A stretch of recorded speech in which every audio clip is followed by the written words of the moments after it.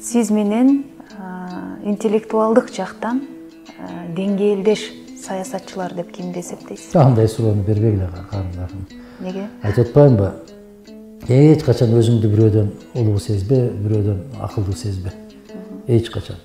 Интеллектуалдык жагдай дегенде бул акыл, парасат да. Мен андан акылдууракмын деп айтыштын өзү кем акылдык.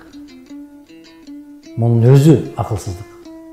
Кантип айтасың, мен андан акылдуумун? Анда ким менен көбүрөөк сүйлөшөсүз? Кимдер менен көбүрөөк мындай пикирлешсиз? Менин жан дүйнөм соңку кезде китеп. Китеп. Улуу инсандар айтат да, эң мыкты кеңешчиң китеп дейт. Эң мыкты кеңеш. Урушпайт, сөкпөйт, ката кетирсең сага каттуу айтпайт, бирок дайым кеңешин айтып турчу бул китеп. Улуу инсандардын көздөрү өтүп кетти. Мен тилекке каршы көбү менен мындай үзөңгүлөш болуп жүргөн, мен ошолордон сабак алып, ошолорго кандайдыр бир баскан турганымды түздөп жүрчү инсандардын баарын көзү өтүп кетти. Тилекке каршы көбүн ошол эле Турдакул Мусабалиевич. Абдан бир кырдуу, бир сырдуу, көп кырдуу инсан да. Көп жагынан үйрөнсө болот. Раматылык Абсамат Масаевич да айтып калчу. Кишиден үйрөнүңүз деп. А сизчи десең, биз да ошол кишиден үйрөнөбүз деп койчу. Мына эки кишинин бири-бирине жасаган мамилеси. Карасаңыз, ушул эки киши ашканага чогуу түшөбүз да. Танапис болгондо. Бирөөлөрдүн туулган күнү болуп калат ар кандай. Ошондой учурларда Абсамат Масаевич дайым айтып калчу да, аксакал келдиби деп. Жок, келе элек десе, күтө туралы дечү. Күтө туралы. Кирчү эмеспиз ашканага. Мен ошончо жыл чогуу бир жерде иштеп, бир чогуу жүрүп, чогуу басып жүрүп, экөө менен тең келиңиздерчи суретке түшүп коелу деп айта албадым.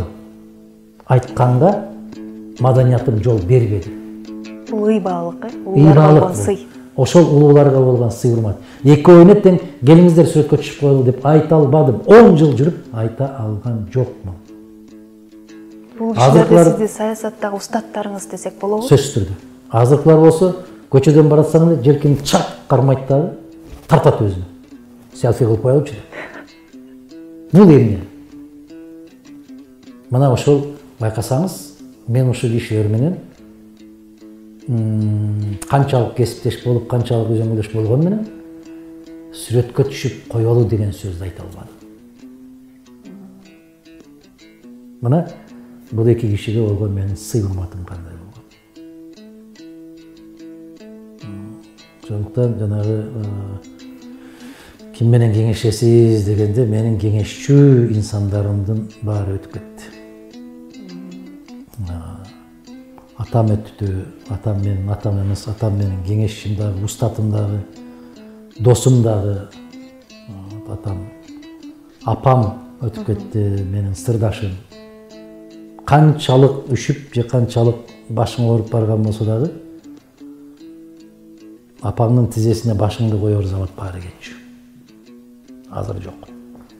Апаң колун башыңа койсо, бүтүндөй денең жылычу. Азыр 4 төшөктү жаап койсо дагы сыбайт. Баары кетти.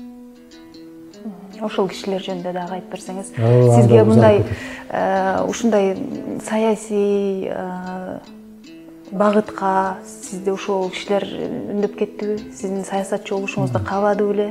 Же кандай? Кимдер? Ата-энеңиз. Ата-энем мени каалаган жок. Ата-энем мага биринчи кезекте эркиндик берди. Ким болсоң ошол бол, кишини уят кылып адам бол, болду. Мен бул кесип тандайм, ал кесип тандайм деп алар менен кеңешкен да жок.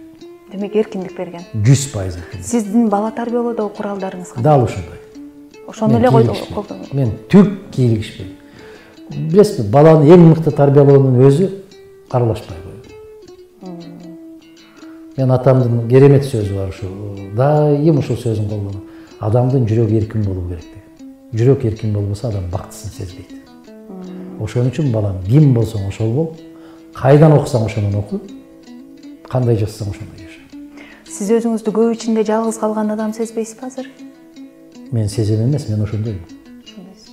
Мен сезбейм аны, билем. Кече эле бирөөлөр келип, сүйлөшүп чыгып айтыптыр да, агайдын жүрөгү ушунчалык безеленип калыптыр, эч кимге ишенбей калыптыр деп. Себеп аябай катуу сүйлөшүп атканга айттым эле да, жигиттер ишенбейм деп. Кимге ишенесиз дейт, эч кимге ишенбейм. Ушундай. Эмнеге мындай болуп калды? Эмне себептен мындай ишенич жоголду? Жүрөктөрдүн баары тилинип бүткөндө. Көңүл калуу. Көңүл калган. Бардык.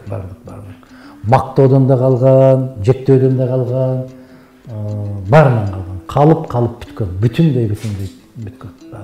Ошондуктан бирөө мени 7 күн мактап кубанта албайт, бирөө мени 7 күн жамандап кайгырта албайт. Жаман. Жалган баары жалган. Ошондой. Жакшы. Философ деңгээлине барып каласың ошондой.